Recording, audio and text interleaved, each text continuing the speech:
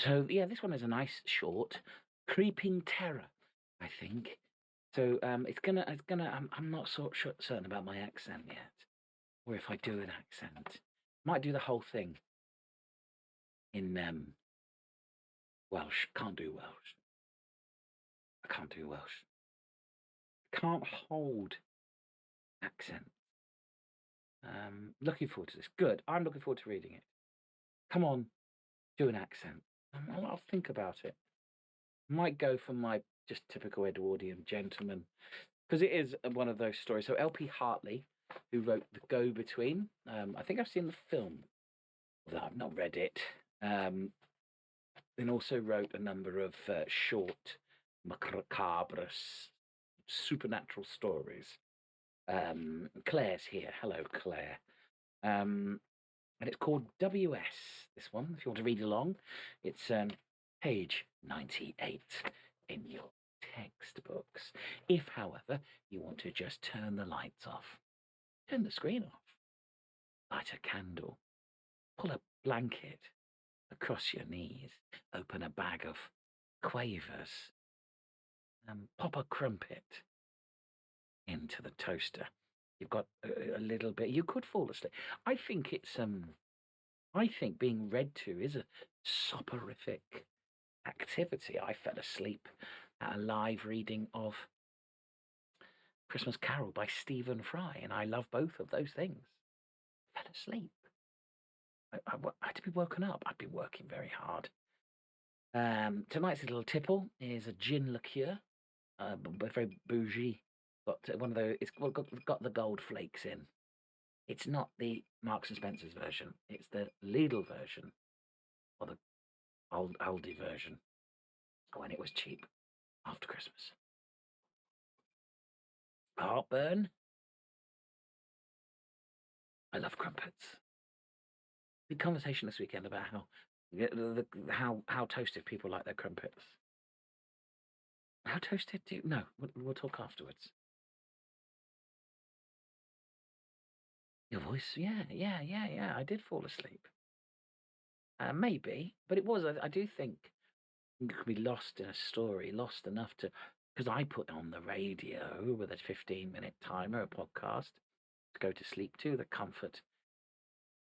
To be honest, I actually listen to Today in Parliament most nights, and that just makes me angry. Fancy, I am fancy. Right, are you settled?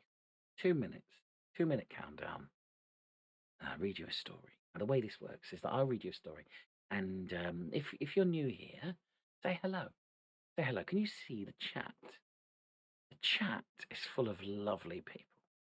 I'm not even going to make a joke about it. Honestly, genuinely lovely people, and I'm not here, to dismiss anything. I'm here to celebrate you.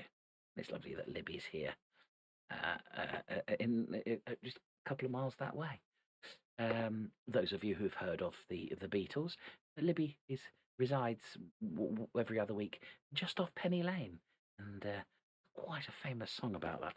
And so I don't look at the chat. Buckers is not new. Buckers is very old. Tell that by their name. But Buckers is here, and I have the highest regard of Buckers as well. Buckers is one in that Venn diagram of the good ones, as far as I know. We all have a secret life. I don't look at the chat, but then afterwards, I will have a look at the chat, and I'll chat to you, and I'll have to know what you think about the story, possibly about the reading. My shoulders are broad. Then we can't draw the story to a close, and the Twitch session to a close, and then it's Monday night, so people can go. But then I'll stay on and chat with you as long as people to chat. Lou's gone back for another dumpling. When Lou gets back with said dumpling, I will start the story. So we're waiting for dumpling update. A dupgate. Dumpling update. A dupdate. Now, if you stick around till the end of this, and the end of the end, I'm going to tell you about my new stream, and I'd like to chat to you about when I do it. So that's at the end of the end. That's after I said goodbye to those that need their Monday night's sleep. Lou, are you back? Have you got your dumpling? Are you ready? Are you settled? Are you comfortable? So, from the reprint, of course, Pan Giant, Pan Book of Horror Stories. Post-credit scene it is. The Pan Book of Horror Stories, selected by Herbert Van Taal. Oh, Danielle has subscribed as well. I am. Honestly, I get wobbly a bit. Thank you. Right. Already, Chief. Danielle, thank you. Thank you. Don't guess, thank you. Lou, thank you. Settle in. Enjoy yourself. To the creeping terror. That is W.S. by LP Hartley. The first postcard came from Forfar. I thought you might like a picture of Forfar, it began. You have always been so interested in Scotland, and that is one reason why I am interested in you. I have enjoyed all your books, but do you really get to grips with people? I doubt it. Try to think of this as a handshake from your devoted admirer. It was signed W.S. Like other novelists, Walter Streeter was used to getting communications from strangers. Usually they were friendly, but sometimes they were critical. In either case, he always answered them, for he was conscientious. But answering them took up time and energy he needed for his writing. So that he was rather relieved that W.S. had given no address. The photograph of Forfar was uninteresting, and he tore it up. His anonymous correspondent's criticism, however, lingered in his mind. Did he really fail to come to grips with his characters? Perhaps he did. He was aware that in most cases they were either projections of his own personality or, in different forms, the antithesis of it. The me and the not me. Perhaps W.S. had spotted this. Not for the first time, Walter made a vow to be more objective. About 10 days later arrived another postcard, this time from Berwick-on-Tweed. What do you think of Berwick-on-Tweed? It said. Like you, it's on the border. I hope this doesn't sound rude. I don't mean that you are a borderline case. You know how much I admire your stories. Some people call them otherworldly. I think you should plump for one world or the other. Another warm handshake from W.S. Walter Streeter pondered over this and began to wonder about the sender. Was his correspondent a man or a woman? It looked like a man's handwriting, commercial one, self-conscious, and the criticism was like a man's. On the other hand, it was like a woman. To probe, to want to make him feel at the same time flattered and unsure of himself. He felt the faint stirrings of curiosity, but soon dismissed them. He was not a man to experiment with acquaintances. Still, it was odd to think of this unknown person speculating about him, sizing him up otherworldly. Indeed, he reread the last 2 chapters he had written. Perhaps they didn't have their feet firm on the ground. Perhaps he was too ready to escape, as other novelists were these days, into an ambiguous world, a world where the conscious mind did not have things too much in its own way. But did that matter? He threw the picture of Berwick-on-Tweed into his November fire and tried to write, but the words came haltingly, as though contending with an extra strong barrier of self-criticism. As the days passed, he became uncomfortably aware of self-division, as though someone had taken hold of his personality and was pulling it apart. His work was no longer homogeneous. There were two strains in it, unreconciled and opposing, and it went much slower as he tried to resolve the discord. Never mind, he thought. Perhaps I was getting into a groove. These difficulties may be growing pains. I may have tapped a new source of supply, if only I could correlate the two and make their conflict fruitful, as many artists have. The third postcard showed a picture of York Minster. I know you are interested in cathedrals, it said. I'm sure this isn't a sign of megalomania in your case, but smaller churches are sometimes more rewarding. I'm seeking a good many churches on my way south. Are you busy writing, or are you looking round for ideas? Another hearty handshake from your friend, W.S. It was true that Walter Streeter was interested in cathedrals. Lincoln Cathedral had been a subject of one of his youthful fantasies, and he had written about it in a travel book. And it was also true that he admired mere size and was inclined to undervalue parish churches. But how could W.S. have known that? And was it really a sign of megalomania? And who was W.S. anyhow? For the first time it struck him that the initials were his own. No, not for the first time. He had noticed it before, but they were such commonplace initials. They were Gilbert's, they were Morn's, they were Shakespeare's. A common possession. Anyone might have them. Yet now it seemed to him an odd coincidence. And the idea came into his mind, suppose I have been writing a postcard to myself. People did such things, especially people with split personalities. Not that he was one of them, of course, and yet there were these unexplained developments, the dichotomy in the writing, which had now extended from his thought to his style, making one paragraph languorous with semicolons and subordinate clauses, and another sharp and incisive, with main verbs and full stops. He looked at the handwriting again. It had seemed the perfection of ordinariness. Anybody's hand, so ordinary as perhaps to be disguised. Now he fancied he saw in it resemblances to his own. He was just going to pitch the postcard in the fire when suddenly he decided not to. I'll show it to somebody, he thought. His friend said, "My dear fellow, it's all quite plain. The woman's a lunatic. I'm sure it's a woman.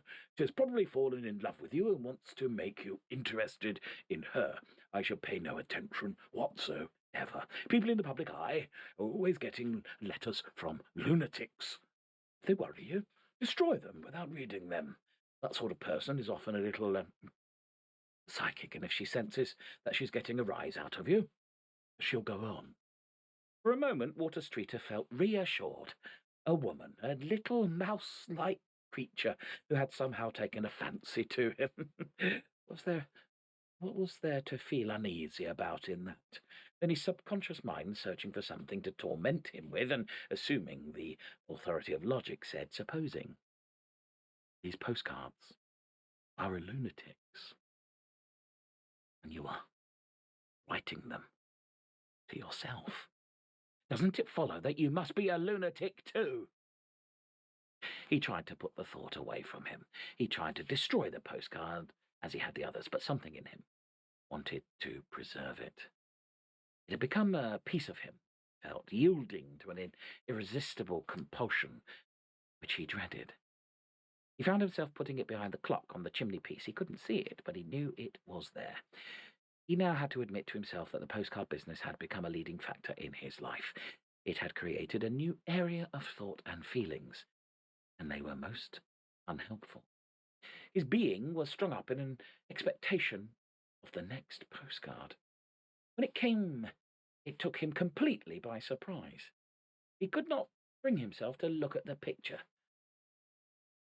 "I'm coming nearer," the postcard said. "I've got as near as Warwick Castle.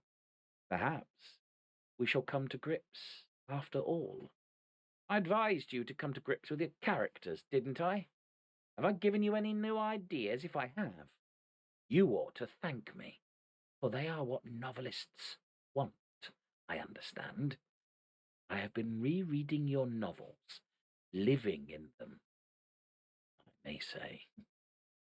Je vous serre la main, as always. W.S. A wave of panic surged up in Walter Streeter. How was it that he had never noticed all this time the most significant fact about the postcards, that each one came from a place geographically closer to him than the last? I am coming nearer. Had his mind unconsciously self-protective worn blinkers? If it had, he wished he could put them back. He took an atlas and idly traced out W.S.'s itinerary. An interval of 18 miles or so seemed to separate the stopping places. Walter lived in a large west country town about 80 miles from Warwick. Should he show the postcards to an alienist? But what could an alienist tell him? He would not know what Walter wanted to know, whether he had anything to fear from W.S. Better go to the police. The police were used to dealing with poison pens. If they laughed at him, so much the better. They did not laugh, however. They said they thought the postcards were a hoax. The W.S. would never show up in the flesh. Then they asked if there was anyone who had a grudge against him. No one that I can think of, Walter said. They too took the view that the writer was probably a woman. They told him not to worry and to let them know if further postcards came. A little comforted, Walter went home. The talk with the police had done him good. He thought it over. It was quite true that he had what he had told them, that he had no enemies. He was not a man of strong personal feelings. Such feelings as he had went into his books. In his books he had drawn some pretty nasty characters. Not of recent years, however. Of recent years he had felt a reluctance to draw a very bad man or woman. He thought it morally irresponsible and artistically unconvincing, too. There was good in everyone. The Argos were a myth. Latterly, he had to admit that it was several weeks since he had lain pen to paper. So much had this ridiculous business of the postcards weighed upon his mind. If he had to draw a really wicked person, he represented him as a communist or a Nazi, someone who had deliberately put off his human characteristics. But in the past, when he was younger and more inclined to see things as black or white, he had let himself go once or twice. He did not remember his old books very well. But there was a character in one, the pariah, in whom he had really got his knife. He had written about him with extreme vindictiveness, just as if he was a real person whom he was trying to show up. He had experienced a curious pleasure in attributing every kind of wickedness to this man. He never gave him the benefit of the doubt. He never felt a twinge of pity for him, even when he had paid the penalty for his misdeeds on the gallows. He had so worked himself up that the idea of this dark creature creeping about, the brimful of malevolence, had almost frightened him. Odd that he couldn't remember the man's name. He took the book down from the shelf and turned the pages. Even now, they affected him uncomfortably. Yes, here it was. William, he would have to look back to find the surname. William Stainsforth. His own initials. He did not think the coincidence meant anything, but it coloured his mind and weakened its resistance to his obsession. So uneasy was he that when the next postcard came, it came as a relief. I'm quite close now, he read, and involuntarily turned the postcard over. The splendid central tower of Gloucester Cathedral met his eyes. He stared at it as if it could tell him something, then with an effort went on reading. My movement, as you may have guessed, are not quite under my control. But all being well, I look forward to seeing you sometime this weekend. Then we can really come to grips. I wonder if you'll recognize me. It won't be the first time you have given me hospitality. Tisero lo mano. As always, W.S. Walter took the postcard straight to the police station and asked if he could have police protection over the weekend. The officer in charge smiled at him and said he was quite sure it was a hoax, but he would send someone to keep an eye on the place. You still have no idea who it could be? I asked. Walter shook his head. It was Tuesday. Walter Streeter had plenty of time to think about the weekend. At first he felt he would not be able to live through the interval, but strange to say, his confidence increased. Instead of waning, he set himself to work as though he could work, and presently he found he could, differently from before, and he thought better. It was as though the nervous strain he had been living under had, like an acid, dissolved, a layer of non-conductive thought that came between him and his subject. He was nearer to it now, and instead of responding only too readily to his stage directions, his characters responded wholeheartedly and with all their beings to the tests he put them to. So passed the days, and the dawn of Friday seemed like any other day until something jerked him out of his self-induced trance. And suddenly he asked himself, when does a weekend begin? A long weekend begins on Friday, and his panic returned. He went to the street door and looked out. It was a suburban, unfrequented street of detached Regency houses like his own. They had tall square gateposts, some crowned with semicircular iron brackets holding lanterns. Most of these were out of repair, only 2 or 3 were ever lit. A car went slowly down the street. Some people crossed it. Everything was normal. Several times that day he went to look and saw nothing suspicious, and when Saturday came, bringing no postcard, his panic had almost subsided. He nearly rang up the police to tell them not to bother to send anyone after all. They were as good as their word. They did send someone. Between tea and dinner, the time when weekend guests most commonly arrive, Walter went to the door, and there, between 2 unlit gateposts, he saw a policeman standing, the first policeman he had ever seen in Charlotte Street. At the sight and the relief it brought him, he realized how anxious he had been. Now he felt safer than he had ever felt in his life, and also a little ashamed of having given extra trouble to a hard-worked body of men. Should he go and speak to his unknown guardian, offer him a cup of tea and a drink? It would be nice to hear him laugh at Walter's fancies. But no. Somehow he felt his security the greater when its source was impersonal and anonymous. P.C. Smith was somehow less impressive than police protection.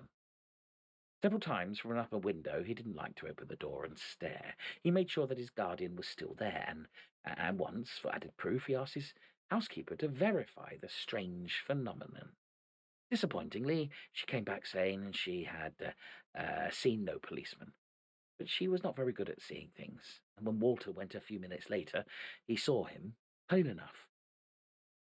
The man must walk about, of course. Perhaps he'd been taking a stroll when Mrs. Kendall looked.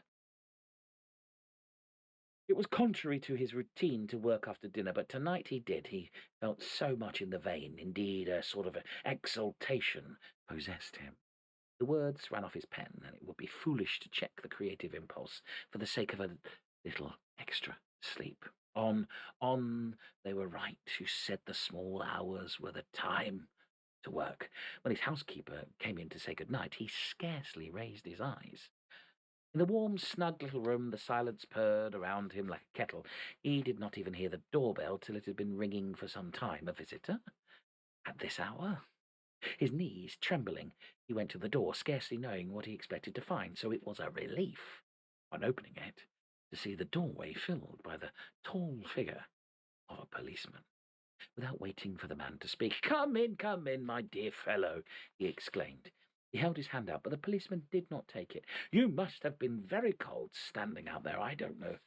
I didn't know it was snowing," he added, seeing the snowflakes on the policeman's cape and helmet. "Come in and warm yourself." "Thanks," said the policeman. "I don't mind if I do." Walter knew enough of the phrases used by men of the policeman's stamp not to mistake this for a grudging acceptance. "This way," he prattled on. "I was writing in my study. By Jove, it is cold. I'll turn the gas on more. Now, won't you take your traps off and make yourself at home?" "I can't stay long," the policeman said. "I've got a job to do." as you know. Oh, yes, said Walter. Such a silly job. He stopped, wondering if the policeman would wonder. I I suppose you know what it's about. The postcards. The policeman nodded. But nothing can happen as long as you are here, said Walter. I shall be as safe as safe as houses. Stay as long as you can and have a drink. I never drink on duty, said the policeman, still in his cape and helmet. He looked around. So this is where you work, he said. Yes, I was writing when you rang. Some poor chap's for it, I expect. The policeman said, Oh, why? Walter was hurt by his unfriendly tone and noticed how hard his eyes were. I'll tell you in a minute, said the policeman, and then the telephone bell rang. Walter excused himself and hurried from the room. This is the police station, said a voice. Is that Mr. Streeter? Walter said it was. Well, Mr. Streeter, how was everything at your place? All right, I hope. I'll tell you why I ask. I'm sorry to say we quite forgot about that little job we were going to do for you. Bad coordination, I'm afraid. But you did send someone. Oh, no, Mr. Streeter, I'm afraid we didn't. But there's a policeman here. Here. In this very house. There was a pause. Then his interlocutor said, in a less casual voice, He can't be one of our chaps. Did you see his number, either? Any chance? No. Another pause, and the voice said, Would you like us to send somebody now? Yes, please. All right, then. We'll be with you in a jiffy. Walter put back the receiver. What now? He asked himself. Did he barricade the door? Should he run out into the street? While he was debating, the door opened and his guests came in. No room's private, and the street doors once passed, he said. Had you forgotten? I was a policeman. Was? Walter edging away from him. You are a policeman. I've been other things as well, the policeman said. Thief, pimp, blackmailer, not to mention murderer. You should know. The policeman, if such he was, seemed to be moving towards him, and Walter suddenly became alive to the importance of small distances from the sideboard to the table, from one chair to another. I don't know what you mean. Why do you speak like that? I've never done you any harm. I've never set eyes on you before. Oh. Haven't you? But you've thought about me, and you've written about me. You got some fun out of me, didn't you? Now I'm going to get some fun out of you.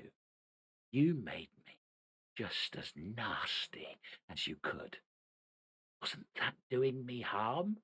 You didn't think what it would be like to be me, did you? You didn't put yourself in my place, did you? You hadn't any pity for me, had you? I'm not going to have any pity for you. But I tell you, cried Walter, fingering the table's edge, I don't know you.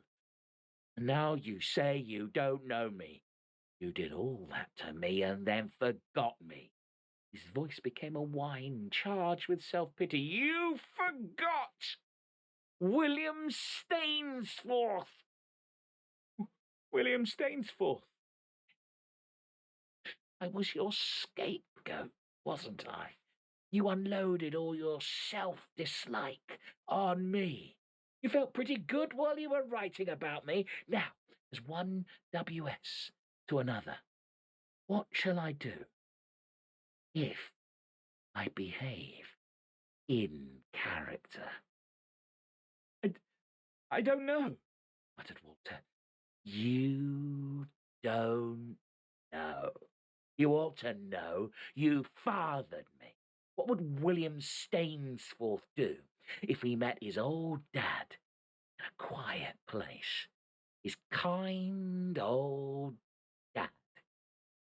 made him swing. Walter could, could only stare at him. You know what he'd do as well as I, said Stainsforth. And his face changed, and he said abruptly, No, you don't, because you never really understood me. I'm not so black as you painted me. He paused, and a flame of hope flickered in Walter's breast. You never gave me a chance, did you? Well, I'm going to give you one, and that shows you never understood me, doesn't it? Walter nodded. And there's another thing you've forgotten. What's that? I was a kid once, the ex-policeman said. Walter said nothing. You admit that? Said William Stainsforth grimly. Well, if you can tell me of one virtue you ever credited me with, just one kind thought, just one redeeming feature. Yes, said Walter, trembling. Well, then, I'll let you off.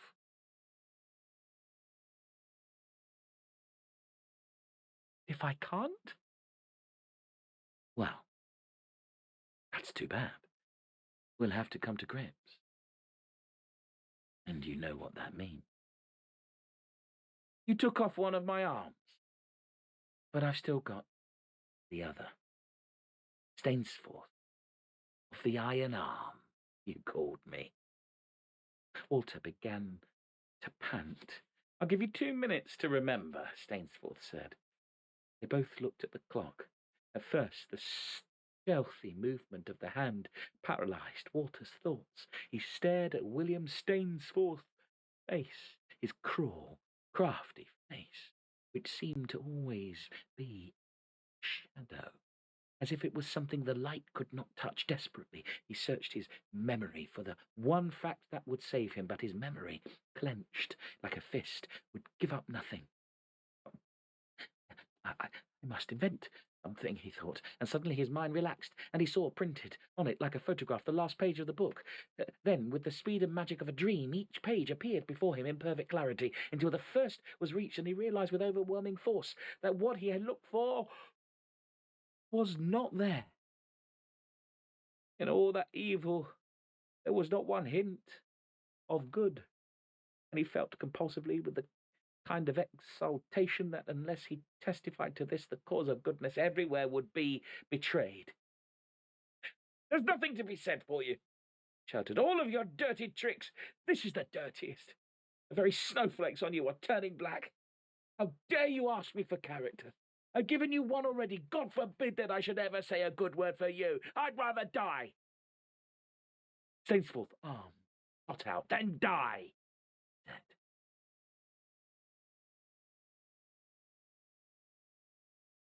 The police found Walter Streeter slumped across the dining table.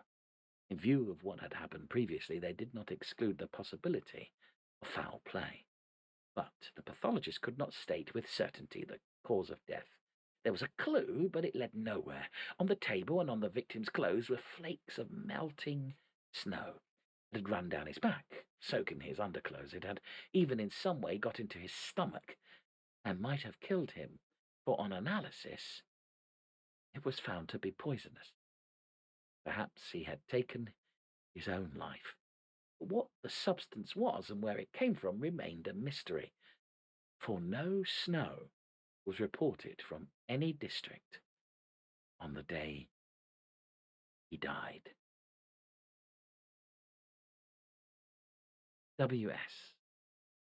by L.P. Hartley.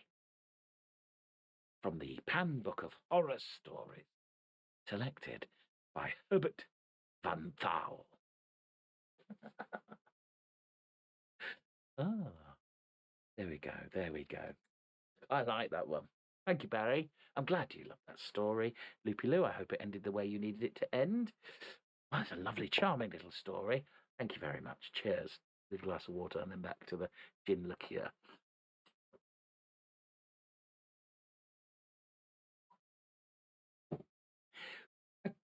Curious. Very cool. Thank you, Libby. I appreciate you being here very much. Of all the people here, Libby, you are amongst my favourite. Um, I like I like the little charm about it. What I do is I read more than one, obviously, than I pick. And I read one today, which I got to the end. I was really enjoying it, and then I remembered I'd already read it. And then I found this one, and I read it, and the LP Hartley made me laugh. And as always, I like to look up the reader, but I like that. I liked how dated it felt, and even though, of course, there was a creeping macabreness. And that is the nicest thing. Please, and I shall be deleting this stream. But I'd love to know what you thought of the story itself. What did it remind you of? What did it say? Suddenly he became alive. The importance of small distances. What a quote. Yes, roundabout. It was that. Yes, the distance from the table to the chair, from the chair to the door. Yes. Panic. That was a real line of panic, wasn't it? I liked that. I liked that. It was very much of that. You know, those stories. Those. So I did some reading about it, and the literary connections and allusions within it. But so I got it obviously from this old collection, but somebody said it had appeared in a collection pulled together by Roald Dahl, and that makes sense because I do think it was a bit of a tales of the unexpected about it. I knew exactly the feeling he was describing. Yes, there was a bit of Dorian Gray, the sense of the self. It was a writer's story. It was a bit self-indulgent in the sense that, you know, my creatures come alive, Frankenstein-like, too. And I've written my creatures well enough, and they come back to eke their revenge. And then there was the whole writer's dichotomy of character and depth, and I don't think there's anything wrong with that. I think a writer has the right to write about their own, you know, if whatever you're interested in. We like in jokes. I'm a big comedy fan, as we've discussed many times. I love comedy about comedy. I mean, not everybody likes comedy about comedy, but I love comedy. And I like to try to be funny in work. I fail miserably in life. I'm quite funny at work. But I love comedy about comedy, and writers plainly like writing about writing. And woe is me, it's tough being a writer. Your characters come back to haunt you, and in this case, quite literally. But I love that moment. It did feel like it was. Some stories are in vibrant color or Technicolor high contrast. That one was definitely in black and white. And then when I read it, it said